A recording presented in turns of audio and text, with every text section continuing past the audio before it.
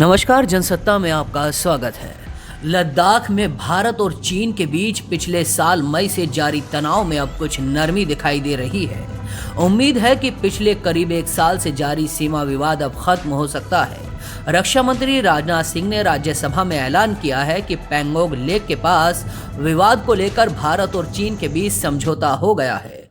दोनों ही देश अपनी अपनी सेनाओं को पीछे हटाने के लिए सहमत हो गए हैं।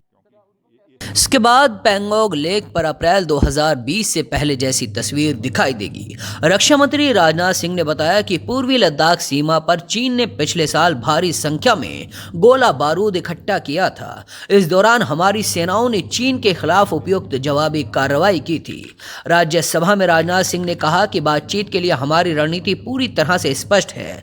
हम अपनी 1 इंच जमीन भी किसी को नहीं लेने देंगे। हमारे दृढ़ संकल्प का यही फल है कि हम समझौते की स्थिति पर पहुंच गए हैं। बता दें, इससे पहले चीनी रक्षा मंत्रालय ने दावा किया था कि सैन्य स्तर के 9वें दौर की बातचीत के बाद सहमति के आधार पर पैंगोंग झील से उत्तरी और दक्षिणी किनारे से भारत और चीन अपनी अपनी सेनाओं को पीछे हटाना शुरू कर चुके हैं। भारत और चीन के बीच पूर्वी लद्दाख इलाके में मार्च अप्रैल 2020 में विवाद शुरू हुआ था। तब पूर्वी लद्दाख के इलाके में चीनी सेना ने घुसपैठ की थी और तय LAC को पार किया था। इसके बाद चीन की ओर से पीछे हटने से मना किया गया, जिसके बाद दोनों सेनाओं में विवाद बढ़ गया। जून 2020 में भारत चीन के बीच संघर्ष हुआ और भारत के 20 जवान शहीद हो गए थे। तब से लेकर अब तक बड़ी संख्या में दोनों देशों ने बॉर्डर पर अपने जवानों की तैनाती की थी। सर्दी में भी भारतीय सेनाओं ने तीनों टुकड़ियां लद्दाख में तैनात की थी। इस दौरान कई मौकों पर भारत चीन के बीच बातचीत हुई, लेकिन कोई ठोस नतीजा नहीं निकला। हालांकि अब सरकार द्वारा समझौते का ऐलान किया गया है। उम्मीद है अब सब कुछ सामान्य होगा। तो ऐसी ही जानकारियों के लिए बने रहिए जनसत्ता के साथ। कुछ और वैक्सीन्स हैं जो यहाँ पर लॉन्च करने की तैयारी चल रही है, जिन पर काम चल रहा है अभी हमारे देश के वैज्ञानिक 4 और वैक्सीन्स लगभग तैयार कर चुके हैं।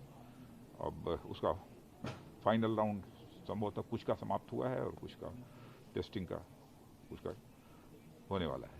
यानी मानकर चलें जल्द से जल्द सभी लोगों और कोरोना वैक्सीन यहाँ भी लगेगा, और इतना ही नहीं, दुनिया के दूसरे देशों को भी यहाँ आवश्यक होगा इस वैक्सीन का हम एक्सपोर्ट भी करेंगे, उनको भी हम देंगे। क्योंकि भारत केवल अपनी चिंता करने वाला देश नहीं है, बल्कि पूरे विश्व की चिंता करने वाला देश है।